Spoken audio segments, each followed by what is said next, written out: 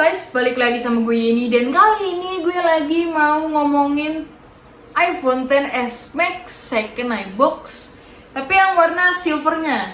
Di video sebelumnya gue juga udah sempet ngomongin tentang iPhone XS Max juga, tapi yang warna gold sama grey-nya. Nah, ini gue lagi mau ngomongin tentang unit yang gue pegang ini yang warna silvernya. Kalau menurut gue pribadi sebenarnya ya, dari gue yang udah pernah megang warna goldnya, gue udah pernah megang warna grey-nya. Nah, menurut gue warna silver ini ya yang paling cakep menurut gue.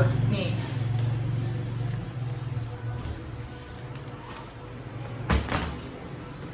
Kayak nggak tahu ya, mungkin ini pendapat pribadi aja sih sebenarnya. Kayak gue lebih suka kayak warnanya lebih gimana ya, kayak bersih aja gitu. Kalau misalnya silver gitu, dibandingkan tiga warna yang lain ya. Sebenarnya gold juga bagus, kayak grey juga bagus. Tapi kalau misalnya gold itu tuh kayak lebih buat nandain bahwa wah iya ini iPhone XS Max, karena iPhone X kan memang nggak ada warna goldnya gitu. Kalau warna silver mungkin bakal banyak yang ngira ini iPhone X doang gitu sih. Nah, ini kalian juga udah bisa pakai Face ID jadinya dengan budget 11-12 juta untuk second box XS Max 256GB full set. Nah, itu di sekitaran harga 11-12 juta, tergantung kalian dapetnya gimana. Untuk baterainya sendiri, ini gue udah pakai. Ini sebenarnya adalah HP gue sendiri, jadi kayak kalau misalnya kayak gue record video di YouTube gitu, ini biasa gue pakai ini gitu. Karena untuk HP gue sendiri sebenarnya gue pakai dua HP, jadi kayak satu ini dan satu lagi HP Xiaomi gitu. Untuk ini bener-bener gue pakai kadang buat scrolling sosial media sama buat record YouTube aja sih sebenarnya. Tapi kalau secara pengalaman gue pribadi, gue udah pakai, ini baterainya tuh sebenarnya awet. Kayak gue pakai misalnya kayak ngecas pagi ini, gue akan ngecas lagi paling besok pagi lagi gitu. Jadi kayak seharian aja sih baru habis ini baterai ketika gue pakai. Padahal sebenarnya ini kan kayak gue pakein buat kamera, buat nge-record video gitu-gitu. Untuk sebenarnya pemakaian wajar aja sih.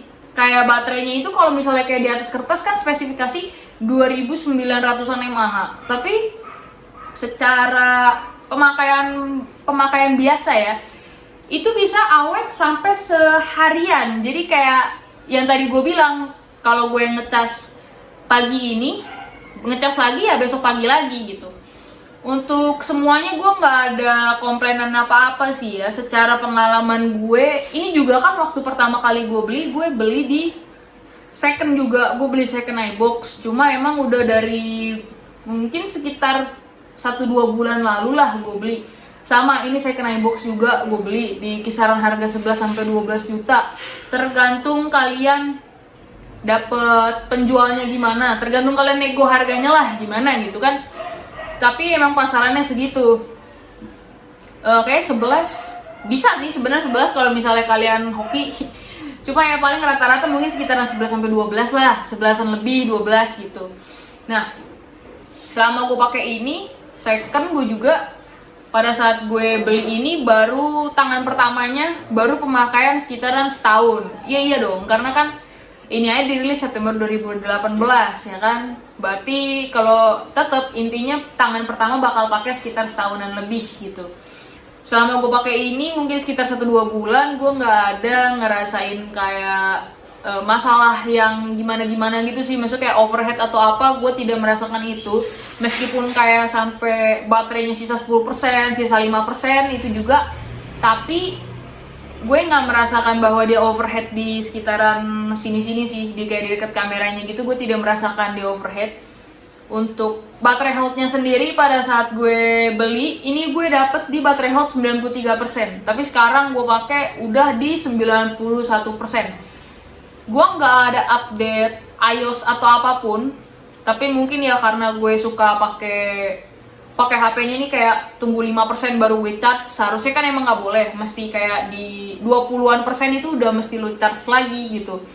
Dan cuma intinya kalau misalnya kayak update iOS gitu, jangan update iOS yang kecil-kecil. Misalnya kayak ini kan terakhir di iOS 3.4. Nah, Kayak sekarang udah di 3.5, itu nggak usah diupdate dulu, tunggu lagi iOS 14 baru di-update. Itu buat ngejaga baterai health sama buat biar baterainya nggak boros, jadinya gitu.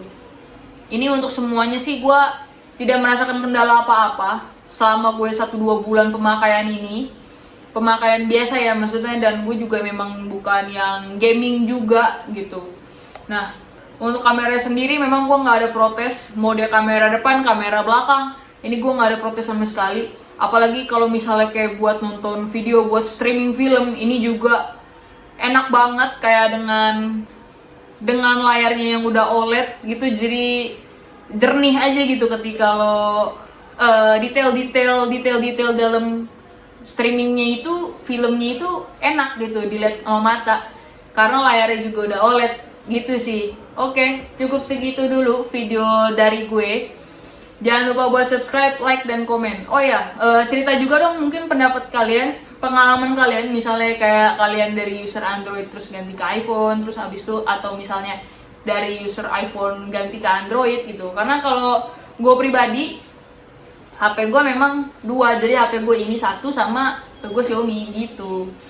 Cukup segitu dulu, yuk, caps.